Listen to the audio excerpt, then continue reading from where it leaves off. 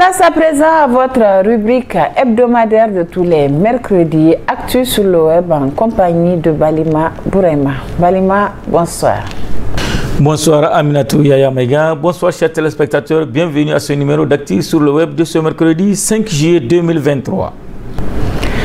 Balima, l'agence Cofin.com nous apprend que la Chine va construire au Niger un complexe industriel.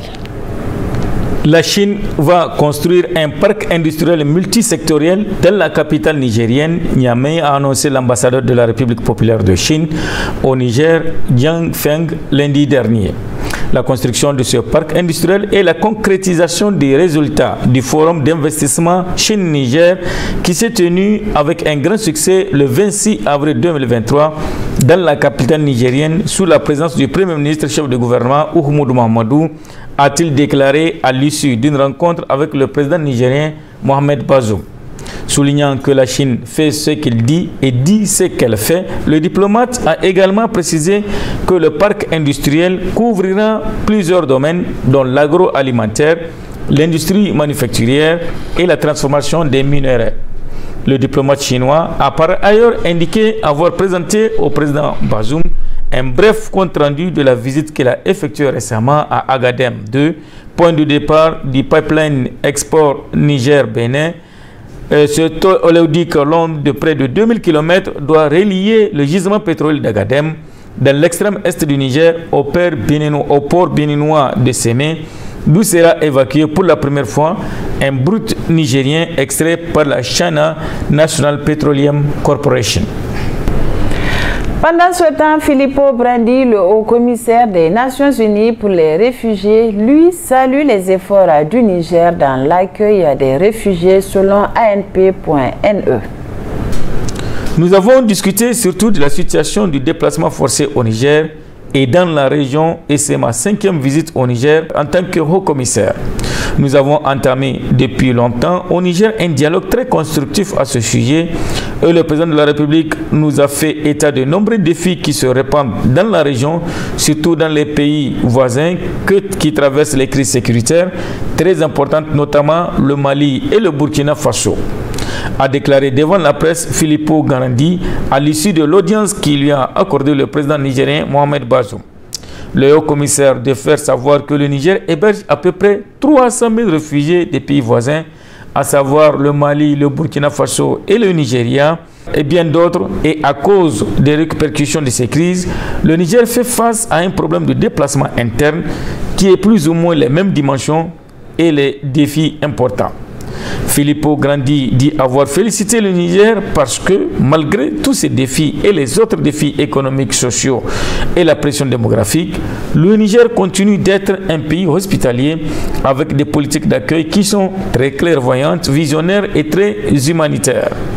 Aussi, le haut-commissaire dit avoir assuré le président nigérien que l'appui du HCR des Nations Unies et à travers la communauté internationale dans ce domaine va continuer. J'ai reconfirmé la présence du président de la République dans le 2e forum mondial sur les réfugiés qui va se tenir à Genève en décembre prochain, dont le Niger va être un des 6 pays coparrains qui vont convoquer avec le HCR cette réunion. Selon le diplomate onusien, il est très important que le Niger ait cette visibilité et ce rôle pour aussi montrer à d'autres pays que malgré tous les défis, on peut faire les choses de manière basée sur les principes et sur certaines efficacités, a conclu le haut-commissaire des Nations Unies pour les réfugiés HCR. La décision de Macky Sall de ne pas briguer un 3e mandat saluée par Issoufou Mahamadou et Bazoum Mohamed selon NigerFocus.com. Le président nigérien Mohamed Bazoum a salué l'annonce faite ce soir, c'est-à-dire lundi, par le président du Sénégal Macky Sall de ne pas briguer un 3e mandat à la tête du Sénégal, une des plus vieilles démocraties en Afrique francophone et en proie à des violences depuis la condamnation à 2 ans de prison du principal opposant Ousmane Sonko en début du mois dernier. Je formule le vœu que cette décision mûrement réfléchie apaise définitivement le climat politique dans ce pays frère, a écrit Mohamed Bazoum sur son compte Twitter. Pour sa part, l'ancien président de la République du Niger, Issoufou Mamadou, estime que le président Macky Sall vient de faire preuve d'une grande intelligence politique. Ainsi, le Sénégal reste un des porte-flambeaux dont la flamme éclaire notre continent. Dans un message à la nation attendu par les Sénégalais et les observateurs, le président sénégalais a annoncé sa décision de ne pas briguer un troisième mandat à la tête de son pays. Ma décision longuement et mûrement réfléchie est de ne pas être candidat à la prochaine élection prévue le 25 février 2024, même si la Constitution m'en donne le droit, a annoncé ce lundi soir le président Macky Sall. Le Sénégal dépasse ma personne et il est rempli de leaders capables de pousser le pays vers l'émergence, a-t-il ajouté. Macky Sall, à travers cette déclaration, met un terme aux spéculations sur son départ du pouvoir après 2 mandats présidentiels. Début juin, le tribunal de Dakar a condamné le leader de PASTEF, un regroupement de partis politiques et d'organisations de la société civile, à 2 ans de prison pour corruption de la jeunesse dans une affaire qui l'oppose à Adji Sarr, une masseuse qui a accusé Ousmane Sonko de viol. Des violences ont éclaté et ont entraîné la mort d'une vingtaine de personnes et de nombreux blessés, tant policiers que dans les rangs des manifestants. Les violences que Macky Sall a évoquées dans son adresse à la nation. Il les a qualifiées d'insoutenables et d'inexcusables. Selon lui, ces violences ont mis à l'épreuve notre cohésion sociale et l'objectif funeste des instigateurs était clair, s'aimer la terreur et mettre le pays à l'arrêt. Enfin, en Libye, RFI.fr nous apprend que le général Haftar veut aussi sa part dans le pétrole libyen. L'homme fort de l'Est libyen, Khalifa Haftar, a à nouveau appelé à une répartition équitable des recettes pétrolières. Principale source de revenus du pays, elles sont très souvent au cœur des querelles entre camps rivaux à l'Est et à l'Ouest du pays. Mais elles sont gérées par la Compagnie nationale du pétrole et la Banque centrale basée à Tripoli à l'Ouest.